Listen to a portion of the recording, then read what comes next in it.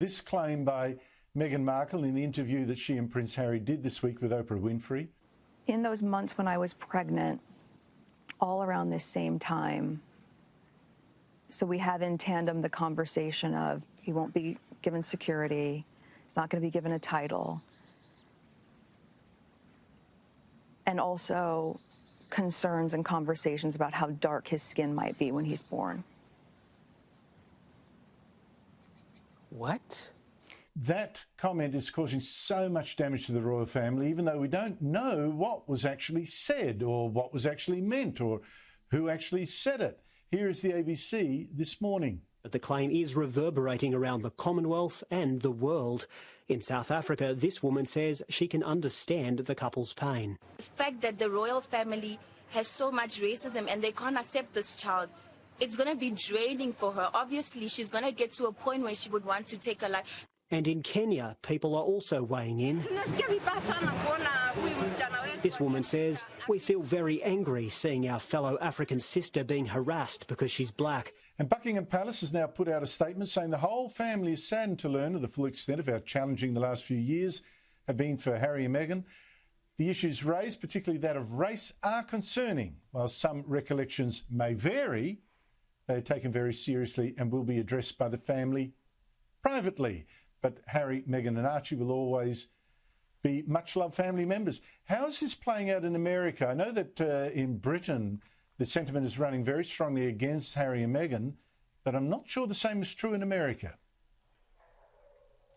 Andrew, I cannot tell you how much this has taken off in the United States. I know just last week we were talking about the fact that Harry and Meghan really aren't A-listers here. They don't have that kind of profile that so many other US celebrities would garner. But this sit-down with Oprah gained so much momentum with them running tidbits in morning TV last week. And then just hitting on this issue of the race has just been so much checking in with what's such a febrile issue in the United States at the moment. It is all anyone's talking about. And so many of those issues that have been the focus of the British coverage, things like the fact that Archie wasn't given a title of Prince, that conversation is just received so differently in the United States, where they don't have that same kind of upbringing where they're aware of the fact that he is still in the line of succession. He would have been escalated to Prince when the Queen eventually does pass away, and then they do move up that line of succession. The discussion around security, there's no kind of understanding about the fact that the royals all live in Kensington Palace and so have extra security there. That just one aspect has absolutely taken off here. It was on all the evening shows last night. It's taken off on social media. And I can tell you it's a general topic of discussion among everyday Americans because they are so horrified by it. So it's been a really extraordinary moment to see it just switch into being a mainstream topic in such a short period of time. Well, speaking personally, I think Meghan Markle was deceitful in that answer. I think she's manipulative. That's my opinion. But it seems to me that the facts, as you suggest, that Archie wasn't even entitled to the title of Prince, and Meghan Markle makes it as it's about racism. I was struck by the response of CNN host Don Lemon, who's hard left, is a race activist. Never mind the facts, he just assumes the worst if it's the royal family, is not interested even in the other side. This rant of his was extraordinary. Have a listen. I don't think anyone who watched it, especially any person of color, is surprised that the British family, that there was racism there. That is what the monarchy is based on: heredity, hierarchy, a caste system, bloodlines.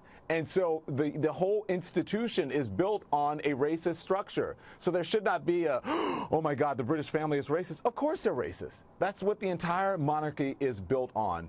The racism, the family that is supposed to be in that only by birth. And so far by birth, it's only been white royals on the British throne. People say, well, we haven't heard from the other side. What's the other side going to say? They're going to say, of course, we're not racist or whatever. But what did they do? Think about their actions. Listen, we've only heard from one side, but that one side at this point rings very true. And if you say, oh, this baby's going to be a beautiful brown baby with red hair, I can't wait to see it, that's a different reaction than, oh, my dear, what color is his skin? Is he going to be too dark?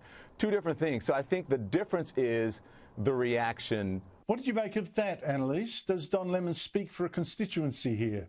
He does, and he speaks for a very strong, broad-based constituency. And one of the best bits of analysis I've seen here was Meghan Kelly saying that so much of the reaction here has fallen down just people's general political views. And I've seen that really play out if people are leaning more towards the Liberal side of things, if they're more concerned about Black Lives Matter. This has really hit home to them. This has really been something that they can latch onto and say, look, this is just unacceptable.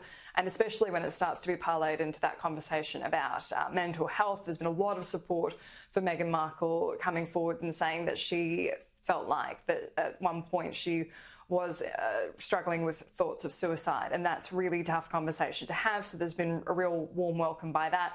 The Conservative side of things here seem to be thumbing their nose at it, just saying this is all a bit of a takedown, that this is all part of a broader push for a greater platform. But really the sympathy levels are very much with Harry and Meghan at the moment, and they're going to start seeing some long-running commentary around this because they keep putting out further bits about the royal interview, about the interview that they did with Oprah. They keep putting out little tidbits of it. There's about another hour, apparently, of footage that wasn't put to air.